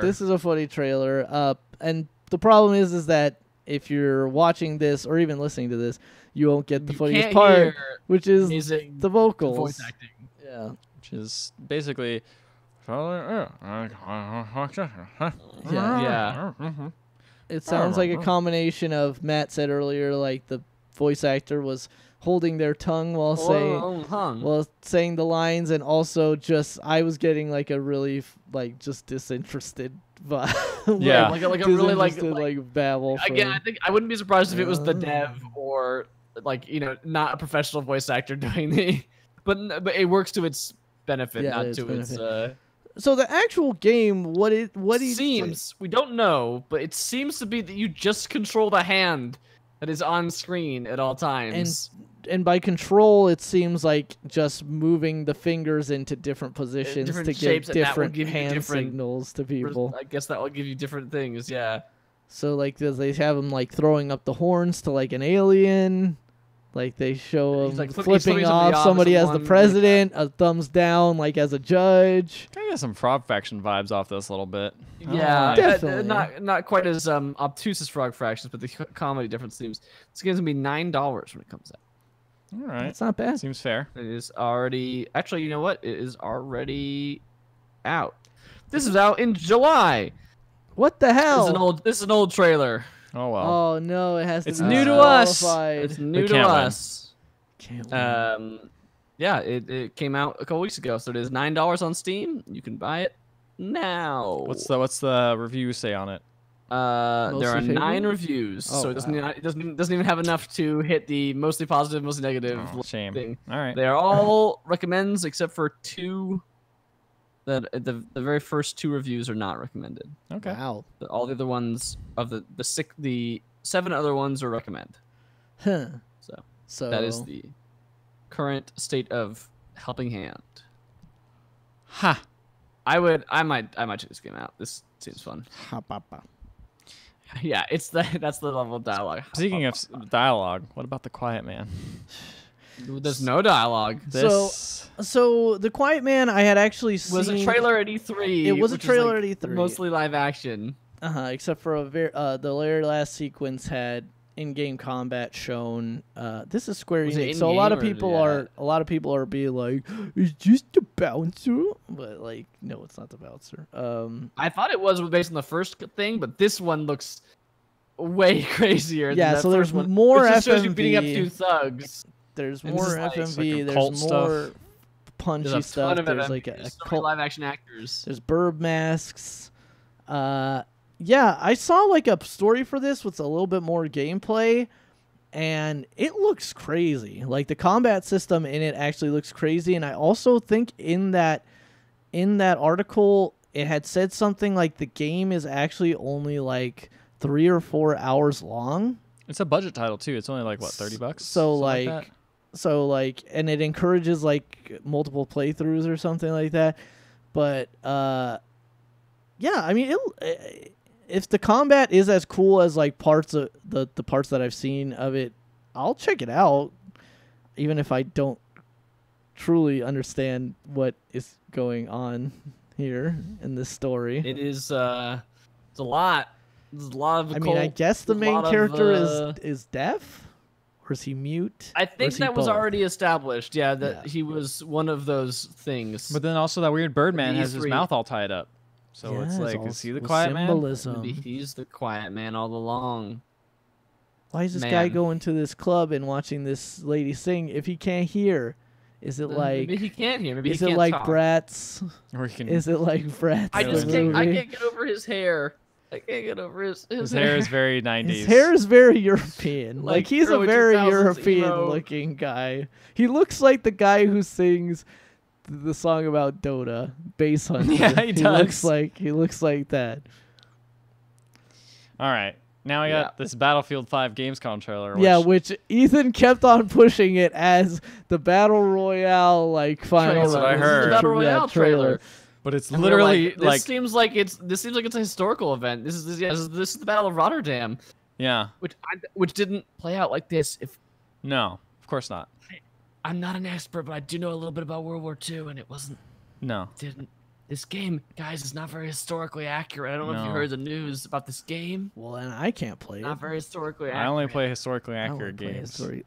Call of Duty Black Ops. The reason it's not historically accurate is because of the women. Yeah, that's why. Yes. All the rest of this was totally fine though. Yeah, this is okay. I mean, it's very pretty. Also, there's a black guy in there too. It's a very pretty looking game, as most Battlefield tend to be. They always look so good. It looks like Battlefield. There's lots of stuff blowing up. There's a lot of guys on screen at any one given time. There's a lot of tanks. Things are blowing up real good. Buildings are getting blown up real good. And then at the very, very end, it showcases, without even really explicitly pointing, saying what it is, it shows the Battle Royale in that it shows a circle flame continually closing on to a smaller spot. Yeah, and that's all it shows. It does not show anything else about it. It shows guys running from it, and I think it shows a plane flying over it. 95% of this trailer is the story mode. What we assume is the story mode from the campaign of this game, and then the very last 10, 20 seconds, 15 seconds of it are just aerial shots of just looks like a Battle towering Royale pile of fire, which honestly pretty cool compared to every other Battle Royale where it's it's just a blue circle thing. And this is no, this is just burning fire that just burns everything. And I'm that I'm interested. Let's see where you go with this Battlefield. There's a game I saw that is a smoke thing that happens when you go out of the circle. It's like a sandstorm. It's a rude not sandstorm. a sandstorm. It's like a rude sandstorm starts playing. And there's ashes. You can't see anything. It's all dark and That's cool. Hazy. Yeah, sure. Battle Royale. Battle Royale, it's coming. I just want to see how these big budget studios tackle Battle Royale, because so far, I mean, besides Fortnite, I guess, kind of cramming it in there, but this is a game that's hey, this is a shooter. This has been a shooter for a while. Let's see how I think Call of Duty also showed apparently at least the logo that would be used for their Battle Royale. It makes me feel like these games are coming out pretty soon. It makes me feel like these Battle Royale modes are going to come in pretty hot. Yeah, they're going to come in. The Call of Duty one specifically, they're there will be other Call of Duty maps incorporated as part of the larger world map. So you might stumble on Nuketown or something like that. Yeah, that's interesting. Which is interesting in theory, but then you drop in, you're playing a Call of Duty match where if you die once, you're done. Yeah, Call of Duty runs so fast. Fast. Yeah. Even Battlefield, I'm not sure works if you're not in a team. I think Battlefield could work better because it's at least a slower paced game. You can camp a little bit and take your time. Sure. It's more. Yeah. It's definitely slower than like Fortnite. Yeah, like so. the sniping in that game is a lot. Like I think the sniping in Call of Duty is typically like hit scan. Yeah, Whereas, there's definitely bullet like, drop in in Battlefield. There's like there's they bullet model drop all that and stuff. There's so. bullet drop. I think even in like your assault rifle. So honestly, if they get this done pretty well, I could probably play this over PUBG because PUBG's cool, but like it's still buggy. But we'll see. Very interesting. Next was I gotta check my Quake Champions. So they announced this is their announcement that they're going free to play because nobody plays arena shooters anymore. So they're like, remember when you guys played this game? Maybe if you were old enough. 1996. Maybe you played it over a dial-up modem, and if you had great internet, you dominated everyone because nobody else had great internet. Yeah. Remember that? Now, why don't you play the new version where everyone has great internet and everyone is younger than you and they'll kill you because their reflexes are still sharp. And they've also been playing since they got out of school at 3 p.m. Yep. And they have way more time to get better at the game than you. Yeah, I mean, we've all heard, I guess for listeners out there, Quake Champions has been having a rough time. Yeah, it's not finding its audience, really. So they switched it up to free-to-play to see if it does any better, and, time will tell.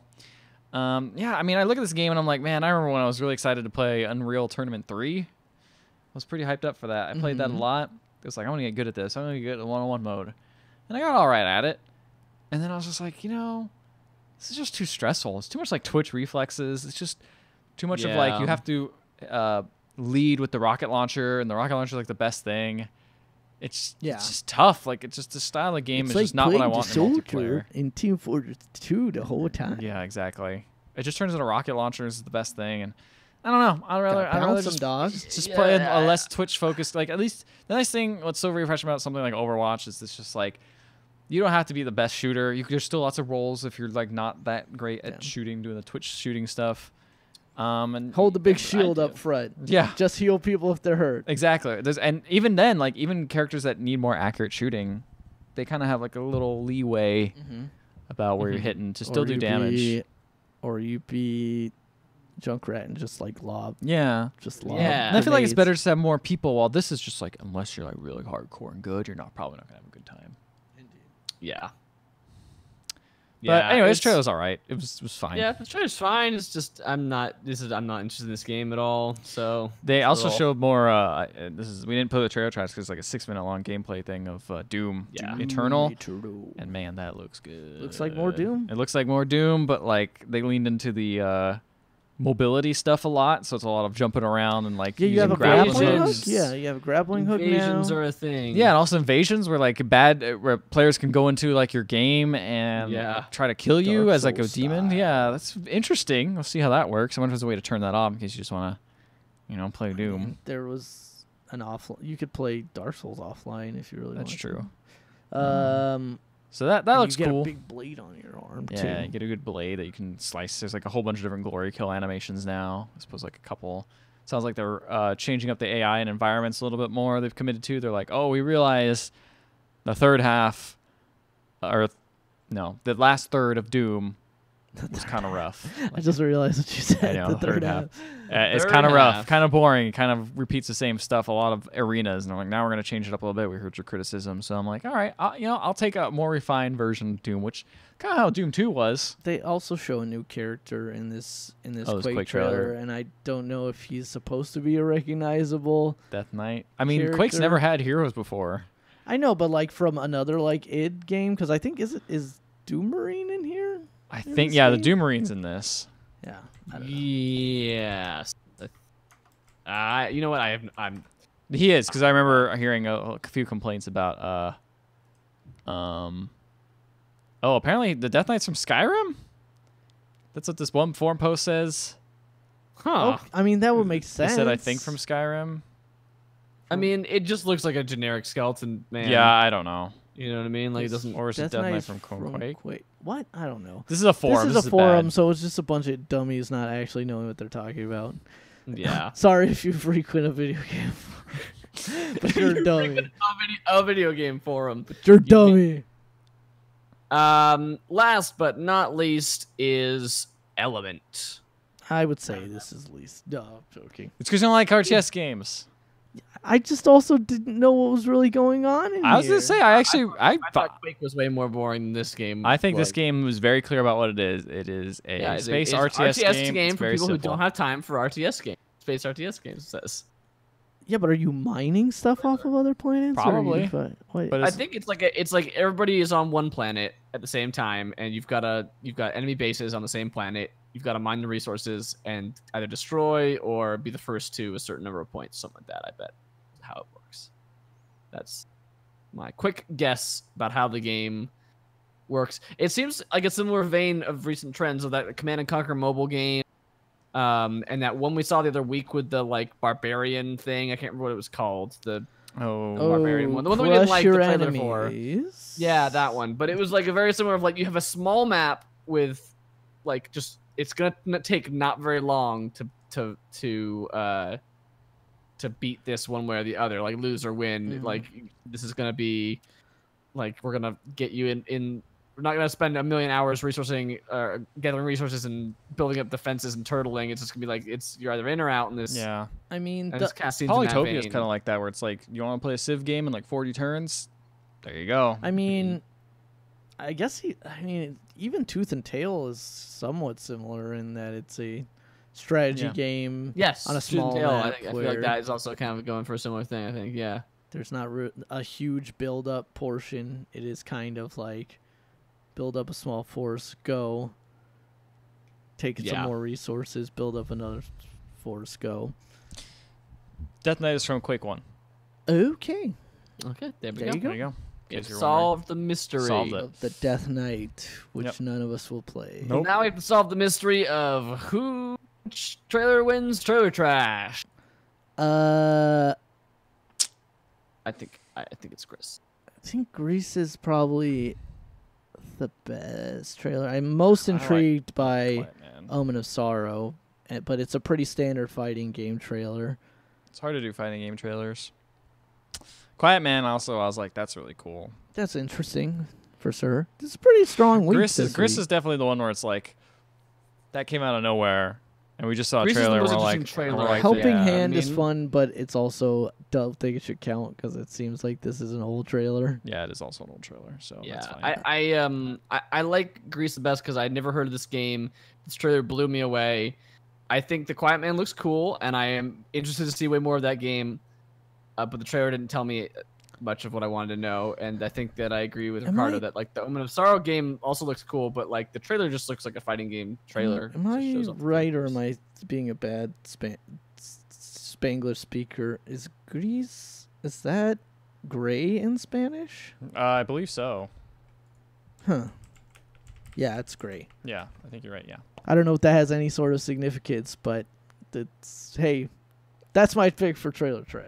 All right, I'll say that too. I'll agree. I can't really deny that, really. It's funny when I looked it up on Google. It's also gray in French. Yeah, I looked up there's no right way to spell gray. It's either with A or E. Perfectly, both are fine. Yeah, A or E. I think the E is more prominent in the UK and A is more prominent over here. But and I either usually way think matter. of gray with the E as in like your gray matter, like specifically referring. Well, to gray your is like a head, color.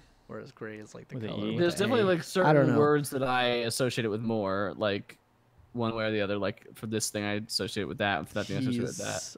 A friend. Gray is a friend of ours that we don't see as often because he's having too many kids. Yep. Too many.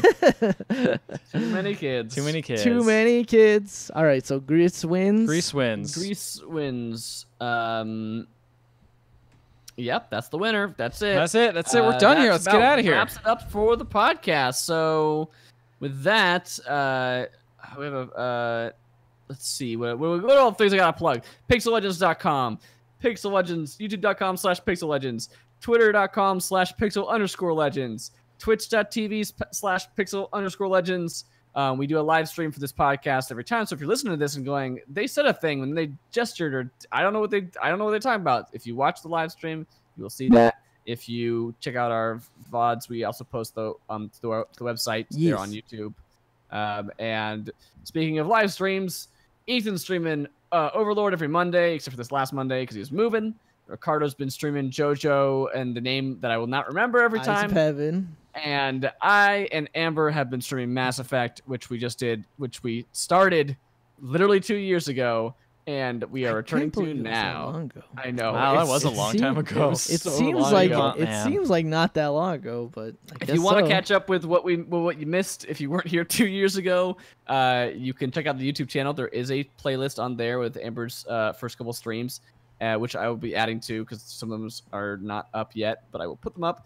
And then we just did a stream last night. We'll be doing another stream this weekend, and we'll be playing through all the Mass Effect series, starting Mass Effect 1. I think all of us need to kind of work out our schedules a little bit. Sounds like you're on Wednesday. Yeah, I usually do Wednesday. This week I wasn't able to. I might be doing it. I might either be doing it Wednesday and Friday, or just switching to Fridays, possibly. I don't know. I'm kind of working it out still.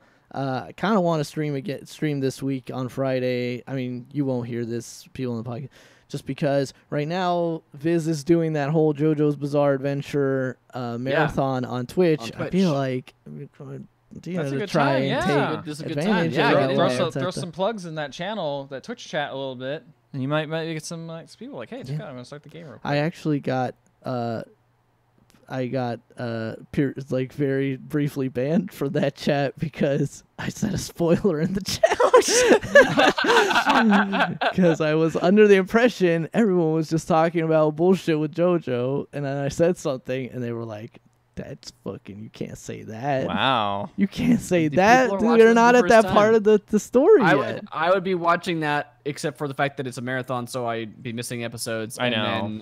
I have Crunchyroll, which allows me to watch the show. So go ahead and watch it there. And then Matt, your schedule is kind of up in the air right now. So it's kind of like whatever you can. Yeah, up in the air right now. You guys have claimed all the days, so there's no more days left for me to stream. I'm gonna be streaming at 6 a.m. every day, and except for Tuesdays, I'll probably actually Tuesday night looks like it's a possibility for us.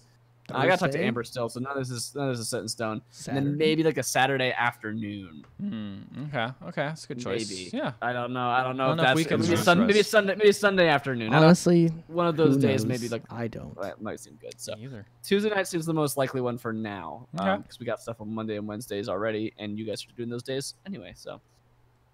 Sounds yeah, good. so that's it. That's all of our streaming schedules. Catch us on twitch.tv/pixel_legends. Our individual channels are hosted. We should really link it there. All our channels in there. Do we host our individual channels? They're all hosted in Pixel Legends. Yeah. That we should do the other way around though. Well. I host the Pixel Legends and you too. Yeah. I think I do too. Yeah, I should host. Yeah, get on it, Matt. You're the meanie one here. I'm the meanie one. I'm so meanie. You're so meanie, taking all those views yourself, not spreading the love. I actually just don't like Twitch's interface and don't really know how to like navigate. It's taken a while to get used to, but I'm on it. Thinking of like, where do I go to host things? I don't even know. It's so weird is how different the mobile interface is compared to like the regular. Mobile that's what I mean. Like every time I access it, it is a different UI. So I'm like, well, different. You're like, oh, time to relearn this. Also, I don't know what happened to the stream, but I'm getting red kilobits. I think the internet might be going weird, so we might not be live. Oh man, and all of a sudden the Discord call went down. It's time to end the podcast, everybody. Oh, we're going away. Bye.